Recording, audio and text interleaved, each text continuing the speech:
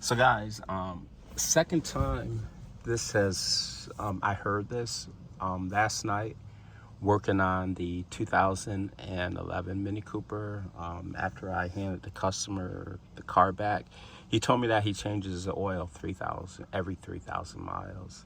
And then a lady, one of my ladies, she has a 2017 Mini Cooper Countryman.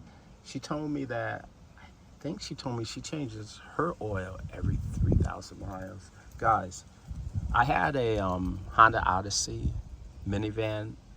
It was a 2008 Honda Odyssey minivan. I got it used about 90,000 miles.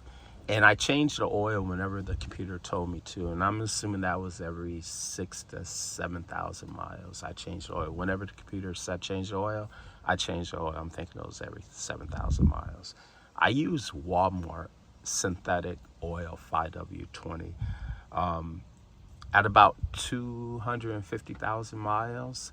There was smoke coming out of the rear exhaust. I think it was the valve seals were leaking. I mean, 250,000 miles, I guess that's pretty good, right?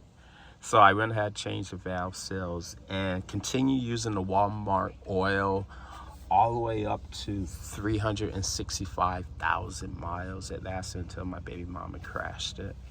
But guys, the 3,000 mile oil change, I mean, maybe when back before synthetic oil, 3,000 miles was, a good interval to change the oil.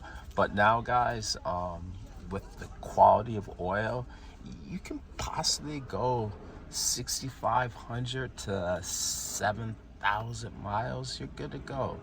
I mean, you no longer have to stick to that 3,000 mile oil interval anymore. You can go up to 6,500 miles, no problem.